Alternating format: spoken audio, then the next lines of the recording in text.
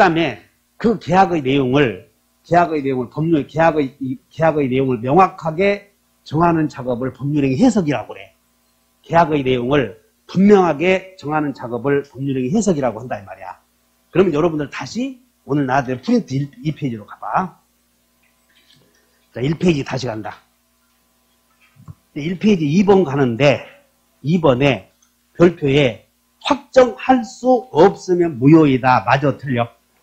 맞아. 그러나 오른쪽에 청약은 확정되어 있어야 돼. 확정할 수 있어야 돼. 그래, 확정적이어야 된다. 그 말. 청약은 확정되어 있어야 돼. 두 개 비교하면 되는 거예요. 계약의 내용은, 다시 해. 계약의 내용은 확정되어 있어야 돼. 확정할 수 있으면 돼. 청약은 확정되어 있어야 된다. 두 개 비교. 그 다음에 이제 법률행위 해석이 여기 봐. 이제.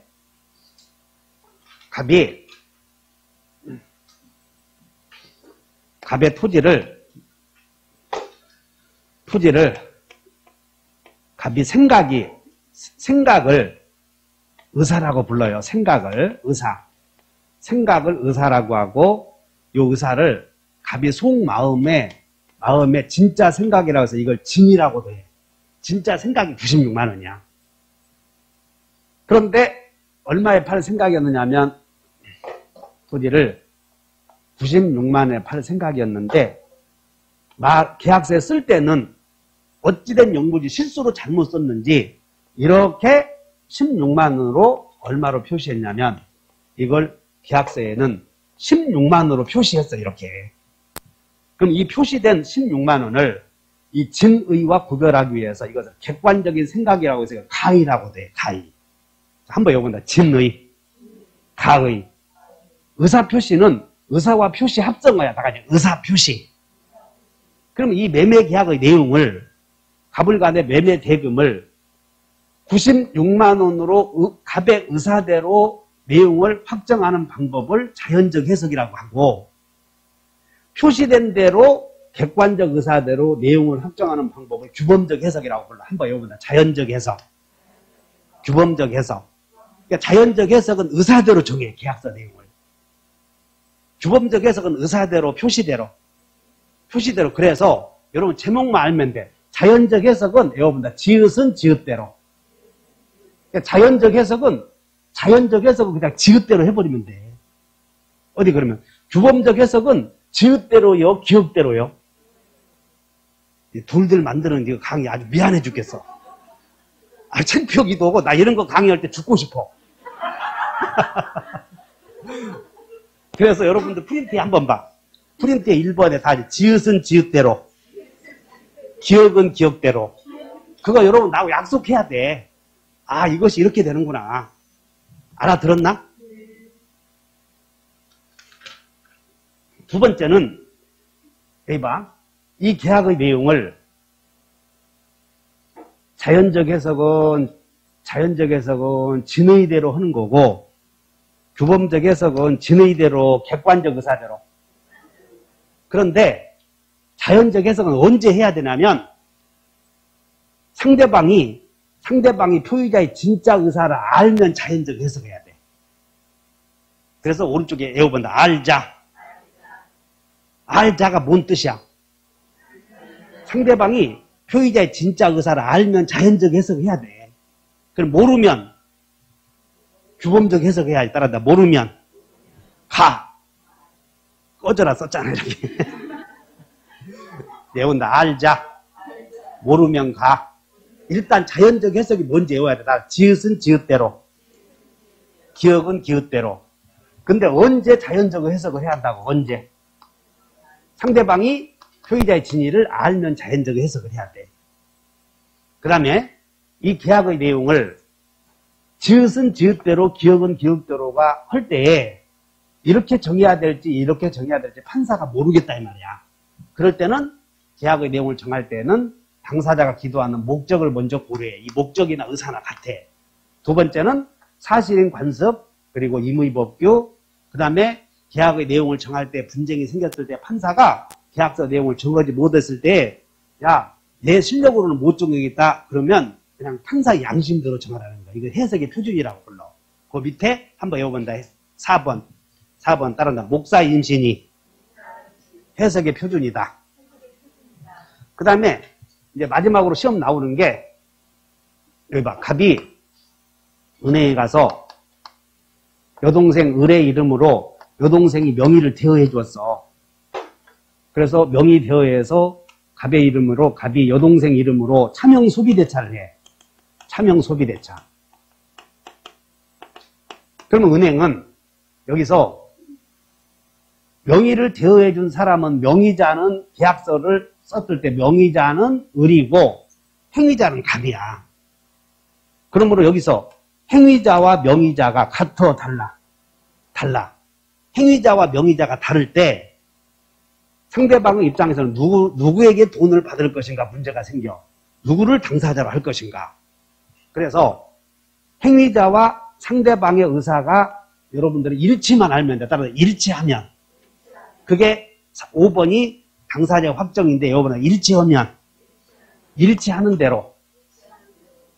즉 행위자와 상대방의 의사가 같으면 일치하는 대로 갑이나 을이 정해져. 근데 행위자와 상대방의 의사가 일치하지 않잖아. 그러면 합리적인 상대방 입장에서 정해져 버려. 두 개만 외우면 돼. 따라서 일치하면 일치하는 대로. 일치하지 않으면 판사가 정해. 상대방 입장에서 정해. 그렇게 외워버리면 된다 이 말이야. 그 다음에 그래서 목사 이심들을 해결했고 그 다음에 아까 따라서 알면 무슨 해석을 하고 그랬어? 다시 한번 알자. 모르면 가.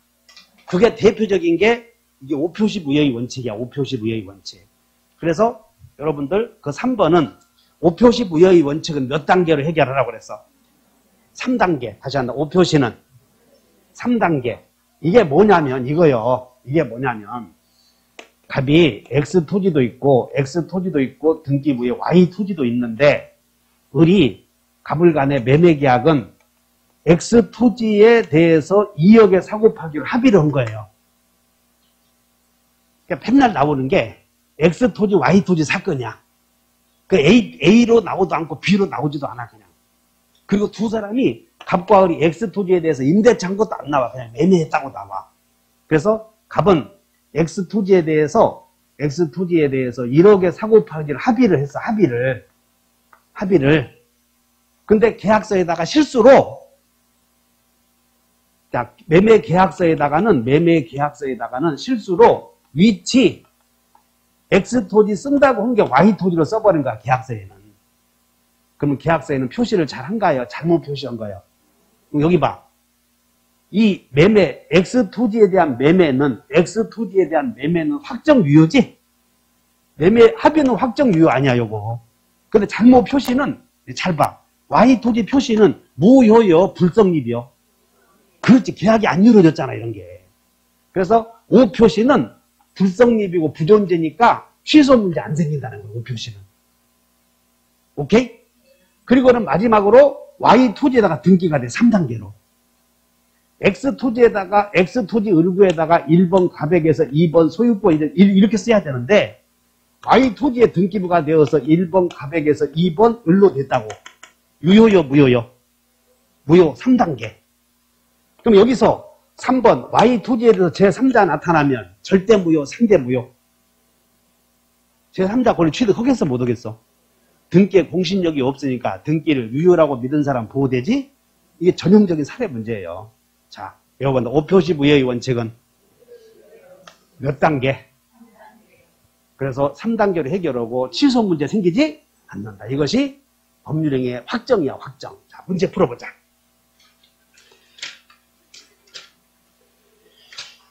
여러분들이 공부가 잘 되신 것 같아, 아주. 그래서 다행스럽게도 역시 백헌의 문화생다워. 37페이지를 가. 37페이지. 37페이지 봤더니 법률행위 해석 나오나? 여러분들 해석에다 동그라미 쳐놓고 해석은 법률행위 해석이 뭘 하냐면 해봐. 법률행위 해석이라는 밑줄 것이고 목적을 확정하는 일 이렇게 써야 돼. 목적을 확정하는 일. 계약의 내용. 목적을 확실하게 확정이 뭐냐면 확실하게 정하는 걸 확정이라고 하잖아. 목적을 확정하는 일을 법률행위 해석이라고 그래. 근데 목적을 확정하는 일은 누가 하는 거예요? 당사자가 해? 판사가 해? 판사가 하는 거예요. 판사가. 법률행위 해석의 주체는 판사가 하는 거예요. 의사대로 올 것인가 표시대로 올 것인가를. 자, 이렇게 하시면 돼. 그럼 이제 유형이 나오네 거기에. 일단 한 장 넘겨보셔. 39번이 전형적인 그런 기초문제요. 2번 본다. 자연적 해석이란, 아까 자연적 해석은 지읒은 지읒 동그라미 쳐. 자연적 해석가 지. 그리고 진의 나오지? 진의를 밝히는 것이다. 맞아 틀려? 맞네. 2번 규범적 해석이란 진의가 아니라 표시행위의 객관적 의미, 기억이지? 탐구하는 것을 말한다. 맞아?